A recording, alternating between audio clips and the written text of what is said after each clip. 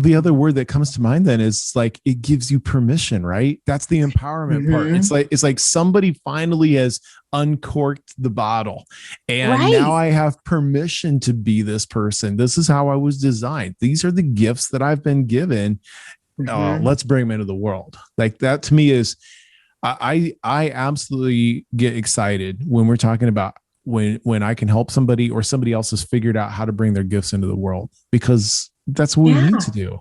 Well, when you think about if there's people listening who are job searching, you want to be looking out there for jobs that allow you to tap that zone of brilliance as much as possible. If you think about how much productivity and efficiency could come from workers and employees who are more and more in their zone of brilliance for your company. Don't you want your people in their zones of brilliance for your company? Like that's the whole idea, right? They're happier. Your bottom line grows. There's so much value besides that emotional joy. There's financial value to working in your zone of brilliance and having your staff do it too.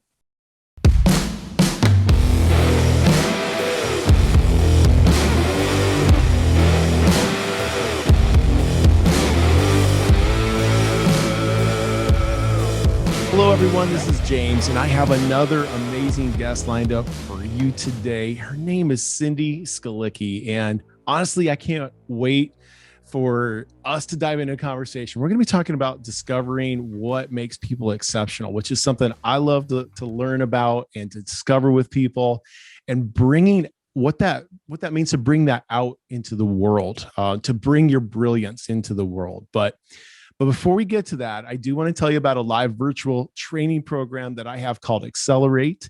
And Accelerate is designed to give you the tools and training to improve communication, to boost engagement, and build culture within your team and company. And in Accelerate, participants will learn how to identify behavior styles, how to be a champion at giving and receiving feedback, how to create a culture of accountability, and this one's big, is how to break free of some of the leadership styles that lead to bottlenecks and busyness and stress. And so I like to say it this way: if you want operational excellence, you have to understand what makes people exceptional. And that starts by knowing how you're exceptional. But just don't miss this important part. The thing that makes you exceptional could be what most annoys or even frustrates someone else the most about you. For example, things like your pace, the speed at which you make decisions or approach your work, even your tolerance for risks. This is what makes you, you. But again, that could be the thing that annoys and frustrates your coworkers about you. So being able to understand how people are exceptional helps you maximize productivity and boost your bottom line. So you can learn more about Accelerate at jamesmayhew.com, or as always, call me directly at 319-929-2604. So got that promo out of the way, Cindy. It's so awesome to have you. I think this is going to line up so neat. And I have thoroughly enjoyed our conversations about kind of what I said a minute ago about helping people understand what their gifts are, what they're passionate about, and how do they get into like what you call the zone of brilliance. So awesome. Like this is going to be so much fun. Go ahead and tell us a little about you and your journey, if you would. Yeah, I'd love to. Thank you, James, for having me. It's been so much fun to chat with you and get to know you and your zone of brilliance. Yes, my name is Cindy Skalicky, and I have a small business called On Point Communications. It's a consultancy that I started about 5.5 years ago, and it all relates to messaging, which is, I guess, what you might call one of my zones of brilliance. And the journey, boy, what a question. I'd say that from the beginning, I have always just had a love of identifying great messaging and evaluating them on the spot to see whether or not they were effective or not. And what I mean by that is, all through high school and college and beyond, when I'd watch like a State of the Union or an Oscar acceptance speech or a graduation, talk that's coming up soon for a lot of schools. I just intuitively, I'm listening so closely to how they say what they're saying, what exactly they're saying, and if that message is really landing with the audience in the intended way. And so I ended up studying rhetoric as my college and postgraduate careers unfolded. Rhetoric is the science of persuasion. So persuasion is part art and part science. I really loved the theory part of it and studied a lot about Aristotle and he's the father of persuasion. I also did some work in global advertising, in strategy and account management, which was great. Did that in Chicago, where I'm from. Did some work in public relations in DC in the healthcare sector. And then, I guess the funny part about On Point is I never meant to start it. I really didn't. It was completely an accident and was the result of a conversation with someone locally here in Colorado who does presentation skills coaching. And at the time I was looking for a part-time job because my kids had gone off to all-day school. And I was hitting all these dead ends of jobs. Nobody would hire me. They're like, why are you here? You have a master's degree. Get out of here. So anyway, I met with this woman and I just couldn't believe it. I'm like, you can do presentation skills coaching and get paid for it? Like, where do I sign? And so, right. I mean, that's the start. That was the start of my journey. That was the spark or the light bulb moment for me. And I now work with leaders of all levels, all the way up to the C-level and large teams, individuals, and I help them acquire incredible presentation skills so they can come out swinging with their messaging so that it lands with whoever the audience is, investors, partnership potentials, conference work, conference audiences. And so I guess in terms of zones of brilliance, I try to help them see that public speaking and personal brand is a skill. It is not just something people have, but you can kind of climb toward that as a zone of brilliance for yourself if you have the interest in doing that. Don't you, just listening to that, we know that people have, like, that's one of the hugest fears, like it's death in public speaking, right? It is. Mm-hmm. And yet the power of being able to communicate, the power to be able to bring a message, a thought, an idea, whatever it is. Like I imagine you coaching people like for a Shark Tank presentation. Like that's what kind of comes to mind. Like sure. You've got 2 minutes in front of a high stress environment, right? Yeah. And you need to kill it. And here's what. So why have you found that? What are some of the reasons why people either aren't fully prepared to do it, or is it because they tell themselves they can't, or I'm not a public speaker? Like, what's some of the obstacles actually that you run into with your clients? That's a great question. And I have a whole slide on it. So I'll just rattle it off in my brain that is reminding me of. Well, one thing you said earlier that I just want to touch on is, a few years ago, I took an online course about how to build an online course. And I did some pre-work and there were some questions asked of me like, Cindy, what do you want to do in the world with your work?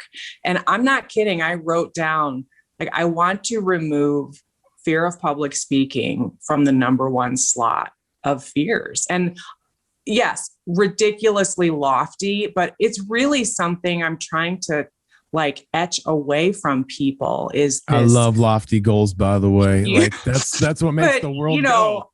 I don't know where that list exists, and if I can like erase something on it to replace it with something else, I don't think it really does exist, although there's probably studies, but I really think it's in the minds of everyone, no matter what. And so that's one of the biggest hurdles that I meet with every single time I coach someone. It's just that there's that fear and anxiety typically. So why are they afraid? Great question. They're afraid because they have low self-esteem related to public speaking. They think they're bad.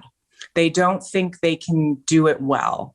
They think you either have it or you don't have it. And that's one of the big barriers that I move for people once they have worked with me. The other thing they don't like is they don't know how to do it. They don't know how to organize a great looking slide deck, where to say what, how do I amass I have this massive information and I'm supposed to talk about it in 5 minutes or 10 minutes. Impossible, right? So they know too much and they are too close to the message. Ooh, yeah. The other third reason is time. They are not able to, in their minds, put away the time and energy required to do those two things. So, for presentation skills, step one is always content. We have to get the content organized and nailed down before we can rehearse it. What's the point of rehearsing it if you're going to mess it all up again, right? And then the second, is rehearsing and getting the message really solid so that, when you have an audience member watching you, they're not seeing the wheels turning in your head. Like, what do I say next? And what's my next slide? So a lot of skills-based problems and a lot of personal, barriers of confidence would be I'd boil that into those two buckets. Yeah, no, you dropped some real wisdom right there. And I mean, so now the question that I come to, like, as a coach, and honestly, I think there's very few people that probably are truly like just naturally gifted at this and don't have the butterflies or things like that. I mean, this is something that I've done enough of that I've worked through some of the things that I do poorly. But I know I still make mistakes. There's certain ways I would watch videos of myself doing a presentation and out of nervousness, what am I doing with my feet? Right. Am I jingling the keys in my pocket because I'm nervous? There's just these little nuances that we do that distract. Yeah. Or it's the fill words. Like, I got called out. I was doing oh my gosh. I was just in a small room and we were practicing doing what we call a core story. And this was at a speaker boot camp hosted by Joe Peach. Oh my gosh. I spent 6 hours working on a 10-minute presentation because I wanted to really do everything you just were saying. Nail it. We wanted to nail it. Right. But we weren't really being evaluated. Like, it was more about the content and what we were trying to say and communicate, less than like our polished presentation skills. But Joe called me out on something that was so helpful. He said, you said the word now about 12 times. Yeah. Because that was my transition word, now. And it was so valuable to hear that. Yes. And yet I told him, I said, guys, I am so nervous. Like, can you hear my heart? Because I think it's about ready to jump out of my chest. And it was a room of people that were doing the same thing as me. Oh, yeah. But I knew that I was going to be evaluated. Therefore, like, the pressure was high. And listen, Cindy, I was really terrified. And I got very good marks for, great content, one of the better ones we've seen, kind of thing.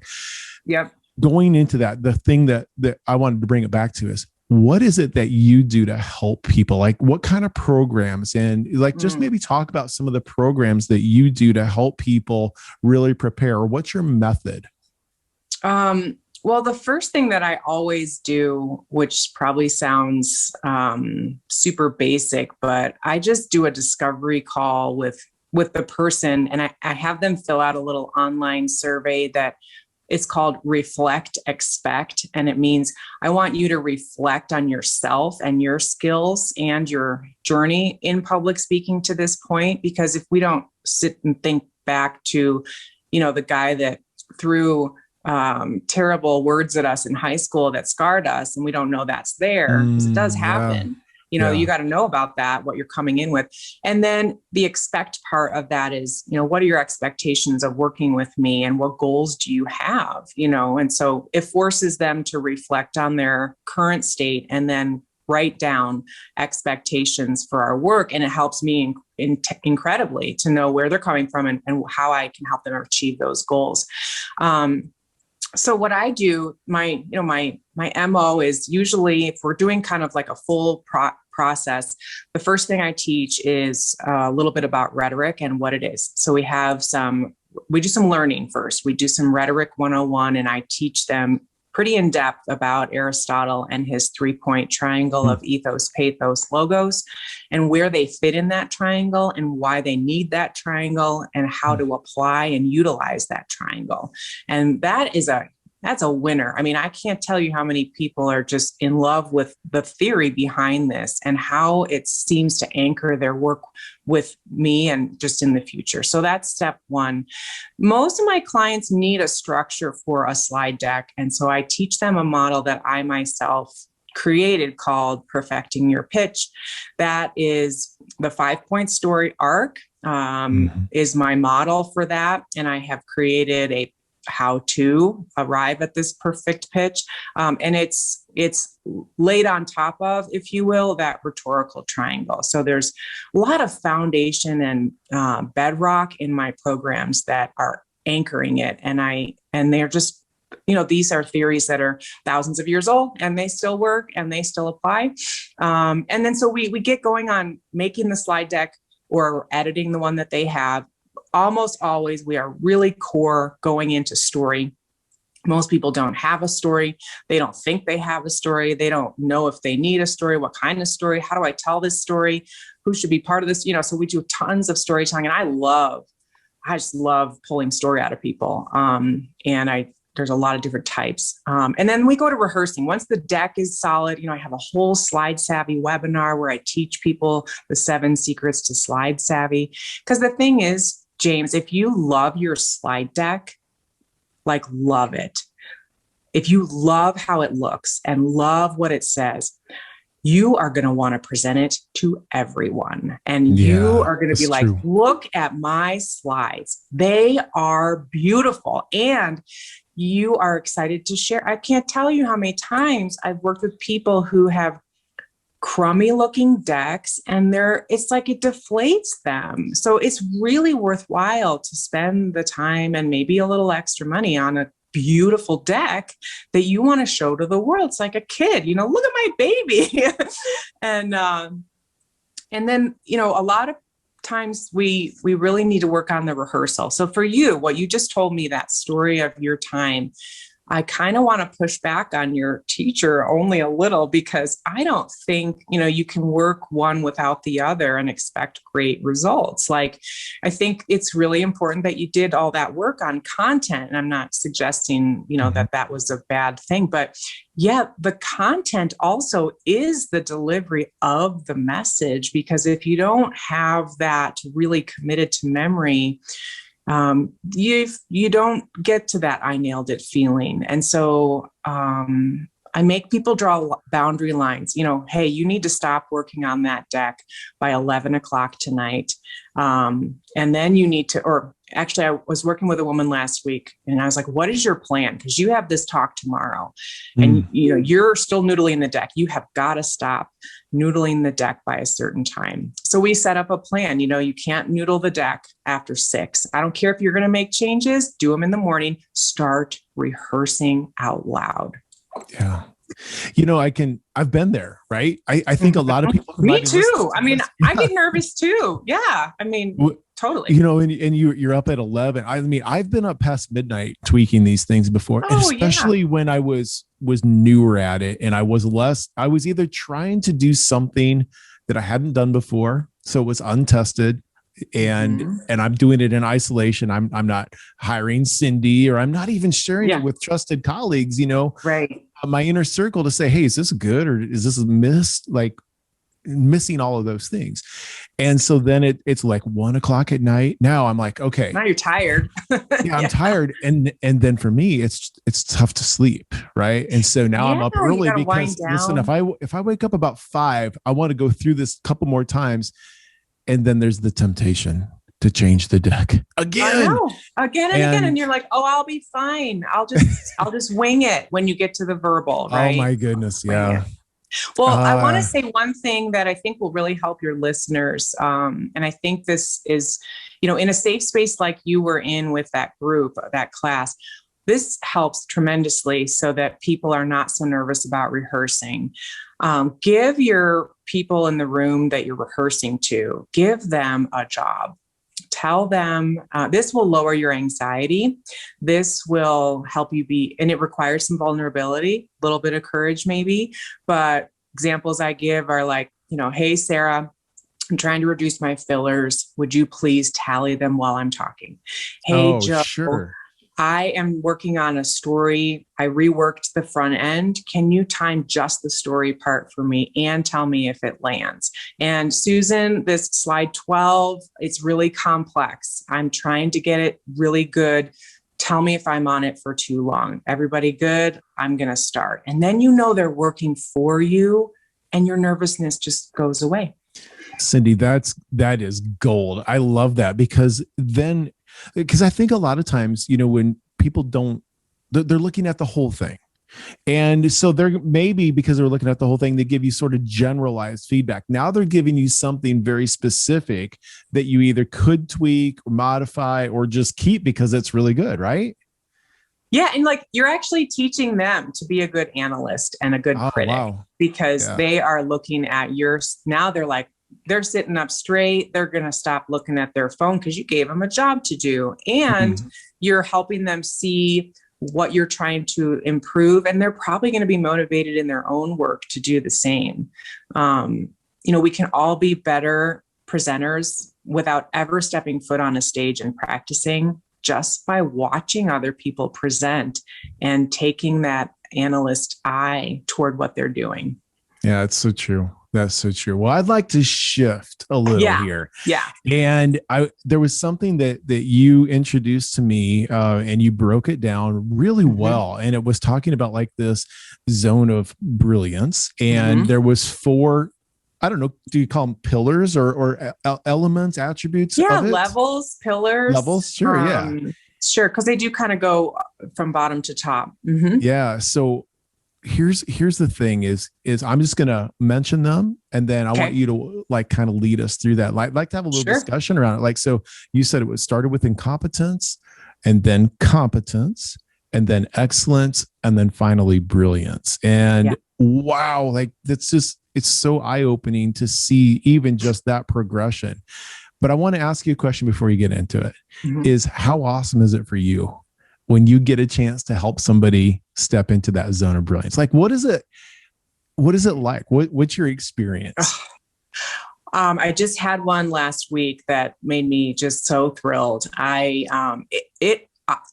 feel like I walk on cloud 9 right alongside my clients after they write me and they say, "Oh my gosh, Cindy, I nailed it.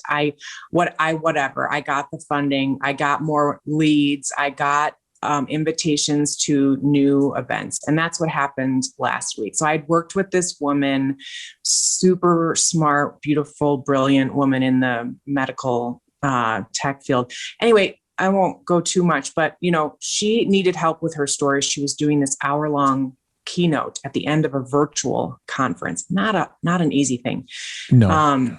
And she struggled a lot with her story, and we nailed it down and we got it all fixed up. And she wrote me an email afterwards because I'm always like, all right, we're done with the coaching. My ask is you got to send me a one-liner. You got to just tell me how it went. That's my only request. And they usually do.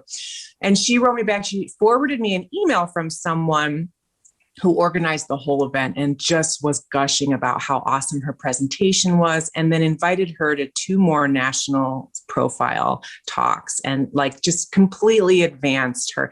And I was so excited and she was so grateful for the work that we did. And that's just exactly what I'd aimed for. So it feels amazing is the answer to your question. When I can help someone else nail it, that's why I do this. It's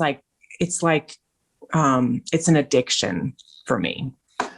Well, I think that's, obviously you're in your zone of brilliance when you're doing that. And this is the thing, I know when we, met and talked a couple of times before agreeing to do this podcast, it was just this sort of this calling almost this is what I'm supposed to do. And I love the story. I didn't really touch on it a whole lot, but when you were telling your story at the beginning of this kind of happened by accident, I guess I'm one of those people I don't know how about accidents, how much that actually happens, right? Coincidence, like Right. maybe this was just a meant to be thing, but Yeah. but so Joke's go on me. ahead. Right? Yeah. Yeah. So if you would walk us through, take me back through this zone of brilliance model. Yeah. And I think the easiest way is to apply it to myself and help people understand my zones of incompetence and such. So the zone of incompetence, and I want to give credit where credit is due. This is something I learned in a leadership 3-day course from Crafted Leadership is the name of the group that where I learned about this. And I've started to apply it to my clients and myself as well. So the zone of incompetence is, what kind of work do you do throughout your day that you really dislike, that is hard for you to do, that does not light you up? And for me, that's like keeping a checkbook or creating, or analyzing or creating financial documents or, stuff I'm not good at doing. And I would rather farm that out to other people. So that's the zone of incompetence. Zone of competence is the tasks that you do that you can do, but that most people can do a lot better than you. And so for me, I would say that's, maybe like sewing. Like I can sew a little bit to get by when my kids have a hole in their jeans or sock or a button is loose. But I definitely am in the lower 10%, if that, that's not my area, but I can do it if I need to do it. The zone of excellence is the next rung up. And that's a zone where, you're really good at that stuff. And you do it better than most people, but there's also stuff you'd rather do for longer. Okay. So, for me, I don't know if, I do a lot of work with, branding and public relations for my clients. And that is a zone of excellence for me. Like I'm really good at those pieces. But I'd say my zone of brilliance is the messaging coaching for stage and for groups and for oratory. Like if I had to pick how that all operates for me personally. So your zone of brilliance is where you live when time just disappears and you could sit there and do it forever. And so, for me, when I'm chewing on a script for someone or going through their deck or thinking up stories, and I look at the clock and I'm like, shoot, I've got to go grab my kids or I've got to go do this thing, but I would rather stay here because I'm really chugging along. I think people listening probably know what that is for them. Mm-hmm. It might be singing, it might be water skiing, it might be, podcasting. I mean, there's just so many, and you can have more than one zone of brilliance, you can. So for me, I don't expect to get my clients to the zone of brilliance with public speaking. I don't know if that's their calling. I mean, if they do and can, that's great. But I do want to get them to the zone of excellence. I want to get them to a place where they can do this with excellence. I love everything that you defined about those things. Like this, seriously, this is just really cool to me because I couldn't stop thinking how empowering and freedom giving, life giving it must be to understand that sometimes we do things out of necessity that we struggle with, especially in the business world. I run into this all the time working with executives, business owners, managers, right? They're doing things that they're not, they don't have special talents and gifts for. So, but it's a requirement of them and learning how to manage that versus the time, like when you talk about being in the zone of brilliance, like where time passes, like that's something that I like to talk with my clients when we're putting them, say, like I'll do in-depth training on StrengthsFinder with people. So when you are in your top 5 zones of strength, your talents, okay, and you're actually have developed them into a strength and not just an underdeveloped talent, time passes quickly. Like you're magnificent at that point. Yeah. And when you tap into that, it feels really good. Like in the sports world, whether you're golfing or playing, say, basketball, or you're trying to get a ball into a hole, like when you see a player in a zone like that, and if you've ever done sports and you can relate to that, it's incredible, isn't it? Oh yeah, like Michael Jordan, Tiger Woods, these are players that are like, they are just in their zone. And so, the zone, unfortunately, in a lot of corporate settings, the folks that are doing their typical responsibilities and roles only really get to sit in that zone for like 20% of the time versus the 80% of stuff they're doing that's elsewhere. So our goal is to try to increase the percentage of time that we can spend in that zone of brilliance by asking ourselves where we belong. Like a lot of people change careers knowing these 4 zones because they're like, where am I? Like, am I in my zone at my current situation? How can I get more into my zone? We all had to write a percentage we wanted to reach for in that leadership conference I was talking about. And I had like one woman was like, I want to get to 70 to 80%. And I thought, wow, that's awesome. To say you want to be in that zone for that much time that you're working. And well, the other word that comes to mind then is like, it gives you permission, right? That's the empowerment part. It's like somebody finally has uncorked the bottle and now I have permission to be this person. This is how I was designed. These are the gifts that I've been given.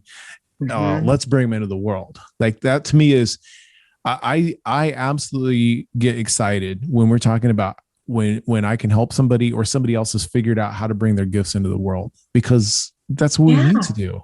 Well, when you think about if there's people listening who are job searching, you want to be looking out there for jobs that allow you to tap that zone of brilliance as much as possible. If you think about how much productivity and efficiency could come from workers and employees who are more and more in their zone of brilliance for your company. Don't you want your people in their zones of brilliance for your company? Like that's the whole idea, right? They're happier.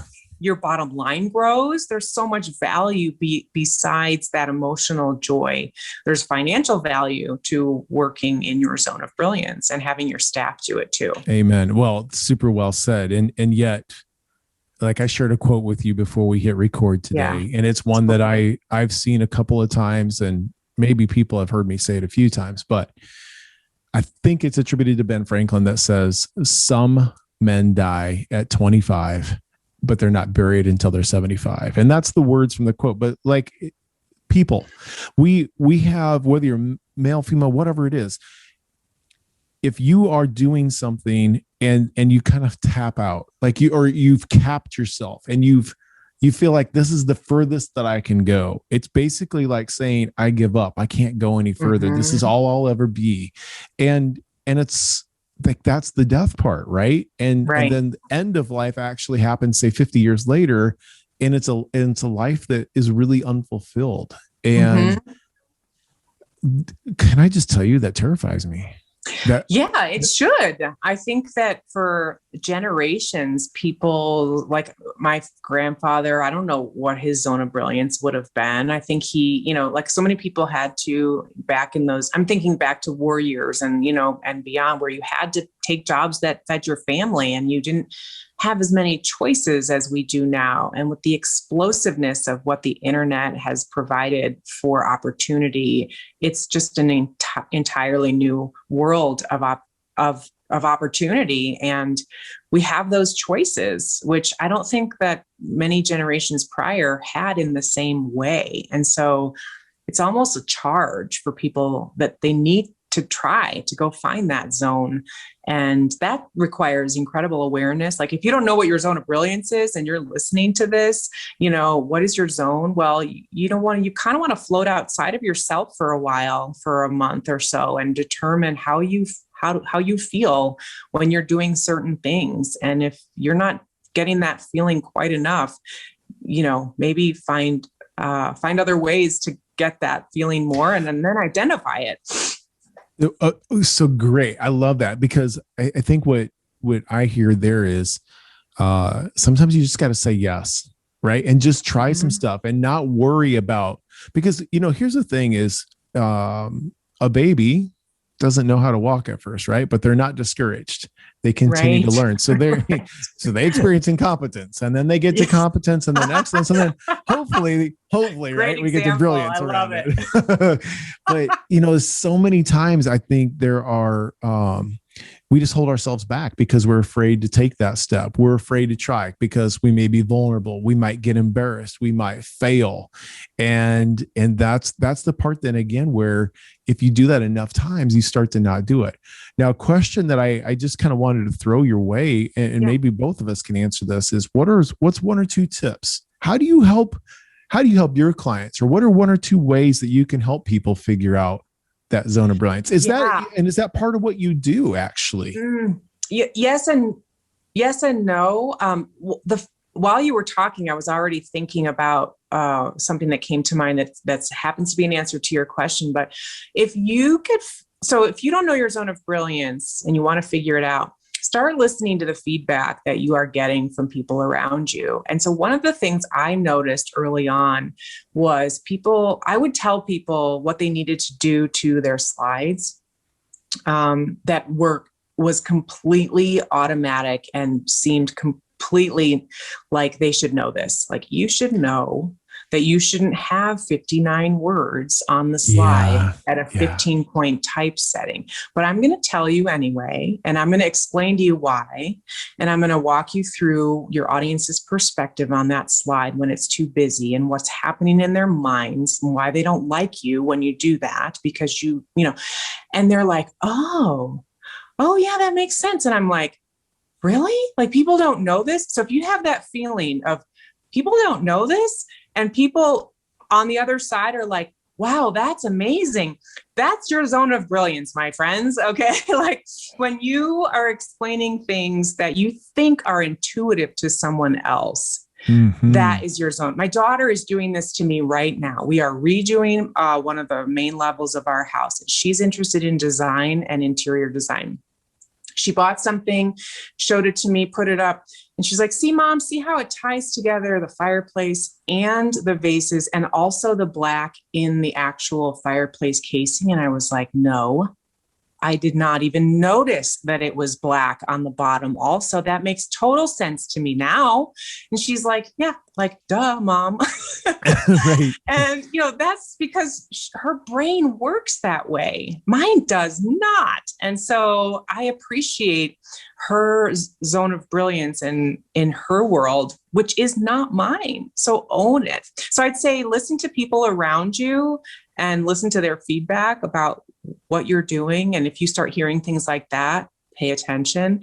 And then, what else did you ask me, James? And do you have an idea too? Well, I mean, just helping people discover that zone of brilliance. So what I do also is, first of all, I think the feedback thing, getting it ahead of time. Like, so many people think about feedback, just because I train on this extensively, right? So many people think that feedback has to be reactive after the performance, except we can do it ahead of the performance by doing exactly what you're teaching and asking for those specific things. What was my timing on this part? How many times did I say this? Was I fidgeting with the keys in my pocket? What were my hands and my feet doing when I was trying to demonstrate something? And so I think if you really are committed to excellence, you have to make time for that. That has to be a priority, because it is anytime you're on stage, and I'm preaching to the choir right now with you, Cindy, I know you know this, but anytime that you're on stage, you have a responsibility to not suck. And I'm sorry, I'm just putting it very bluntly. So true. Oh no, you're completely right. Yeah. No, that's a super valid point. Absolutely. People are counting on you, and they're looking at you for expertise. They're looking at you to motivate or inspire, whatever it is. And so you just can't afford to not do those things. Now, the only other thing that I think that I would like to add to that is when you don't know what makes you great. So I think you're a collection of your talents. So if you want to know what those are, use an assessment like StrengthsFinder. Go to strengthsfinder.com and do that. And then maybe this is a little plug for what I do, but sit down with a coach who can really help you see not just what makes you brilliant, but the potential blind spots around that. You have to open up yourself to other people. And in 3 areas that's happened to me, I also need outside perspective, but, I didn't come up with my logo. I didn't come up with the name for my business. I didn't come up with the tagline. My husband did. He knows me pretty well, and he was riffing with me on ideas for things. And he just dropped those in my lap at the kitchen table one day. And I was like, those are perfect, on point, master the message. Boom. Also, you just want to be aware, if you're a manager out there and you're selecting someone to do a certain job or task, like you said, that feedback beforehand is so valid and important to say, James, you're really good at that analytical part of XYZ. So I'd like for you to take this part of the project, because I just know you're going to get it to the finish line. I've noticed this about you. That's a great way to give feedback, right? I've noticed that it's a great way to recognize and appreciate somebody. It's huge. It's just, I don't think we do it enough, and if you see someone doing something great, tell them and compliment them. I was like giving a workshop several years ago, and I've never had anybody do this, but the guy raised his hand and he's like, it was probably like an hour-long presentation that I've given a lot. He was like, Cindy, I noticed you didn't have any fillers at all. How did you do that?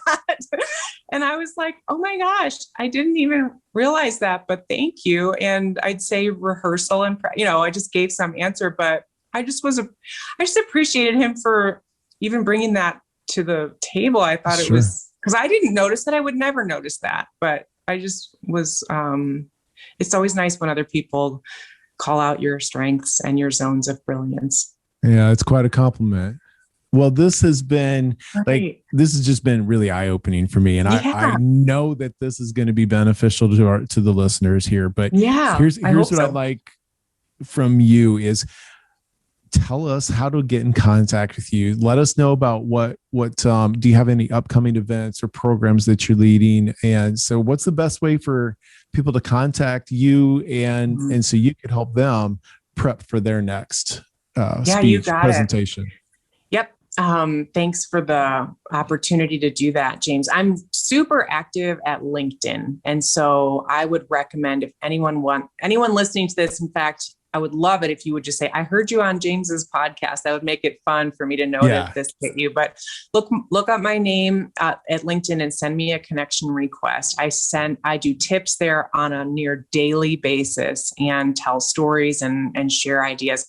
Other ways to get a hold of me, I'll rattle off my email address in a second, but I do a little product that helps people dip their toe in to coaching with me if they want to. And it's called a revolving door rehearsal session. And it's revolving door because my promise is that you will get in, get out, get better, guaranteed, at this one message that you might be working on right now. So that's a 45-minute Zoom session with me. I record the whole thing so you can watch it back, watch my feedback back. You get 3 pluses, 3 minuses, and 3 specific things to do to your deck or your script by the time we end the call.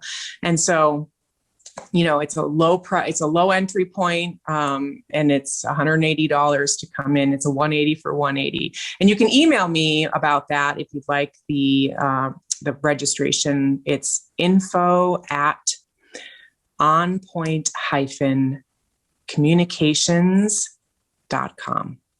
Well, that is fantastic. That sounds like a really cool offer. It's fun. It's really helpful. I mean, even if you never see me again, you've got those 3, you've got something of real value. Mm-hmm. So. Well, Cindy, I'll have those links. We'll get those into the show notes so people can, if they're driving or whatever, brushing their teeth right now, want to get a chance to click on that later, they can do that. So thank you. I have a lifelong connection, I hope, with you. I am so happy that we did meet, and me too. Just absolutely love the conversation today. Thank you so much for being on. Thank you, James. I really appreciate the time to get to your podcast and share this. And thank you, listeners, for listening. I hope to be in touch with all of you in the near future. Just to even be connected would be great, to learn more about what all of you do and where you are in your messaging lives. Thank you, James. You bet. Absolutely. Thank you, Cindy.